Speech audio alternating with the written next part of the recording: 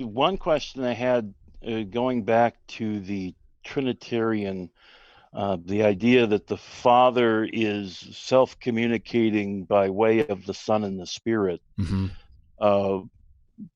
Are you saying that Rahner's notion is that the Father is the God in a different way than the Son and the Spirit? Yeah, now you're getting to the real heart of it, like to the polemic. And this is where my ears perk up, when especially somebody who's cut his teeth on Reformed Trinitarian theology, especially within the more recent tradition of Herman Bavinck, Charles Hodge, and our favorite Cornelius Van Til. Van Til is very much dependent on Bavinck, and Voss, of course, too. And now with the Reformed dogmatics being available, we see that he's right in the mix too. So Rahner will say that God is three persons in one essence, and they're consubstantial.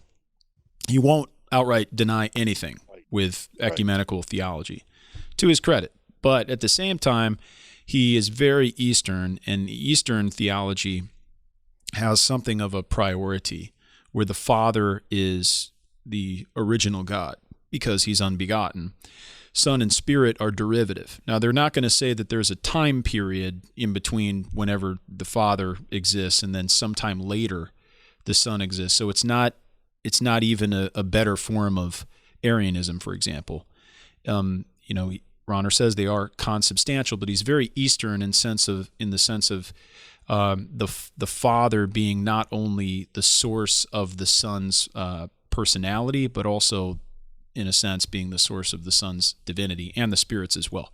So Rahner would be very much, I think Thomas has a view to that account, and many others. So that in itself is not outside the Catholic small c tradition. Right. No, but I it's understand very. that. No, I'm not saying. Yeah, but right. That's very different from Calvin and all of his followers. So why does he see the necessity of grounding what I would call the divinity and the personality of the triune Godhead in the Father as opposed to the three as co-equal? Oh, that's interesting. I could venture a guess, but I will at least say that it's convenient to do that for ecumenical reasons, and I won't say that that's exactly that these are his conscious driving concerns. We haven't mentioned the history, but Rahner's dates are 1904 to 1984. So he's passed away, but he was a huge key theologian at Vatican II, which is 1962 to 1965.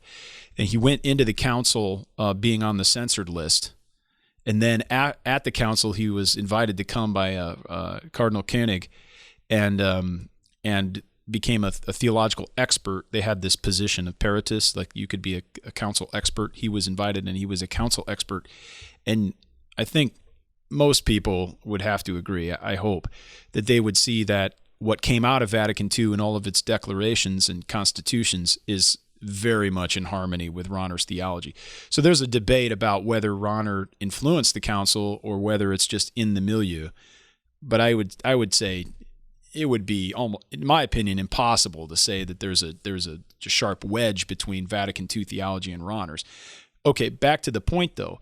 Why would it be convenient to prioritize the Father? For ecumenical reasons. Rahner has this really important article he wrote, which he talks about oneness, and he talks about Christianity, Judaism, and Islam. And I footnote that quite a bit in the chapter on the Trinity. And he comes down on the side of saying that Islam, Judaism, and Christianity are worshiping the same God. There's no difference. But they worship him somewhat in slightly different ways. So really, the Muslim worships one true and living God. They just don't have the doctrine of the Trinity. And Karl Rahner says, that's basically the same thing. They're worshiping the same being. And it's not that far off because we also believe in the Father. They're just not getting the communicative side of things. And so it's convenient to tone down, to order things that way because you don't have diversity you don't have the three persons being equally ultimate. Right. There's a logical priority of the Father in his view. And that's not unknown to our tradition. And I say it's a deficiency in our tradition where people have done that. But Rahner definitely has a father-centered view of the Trinity.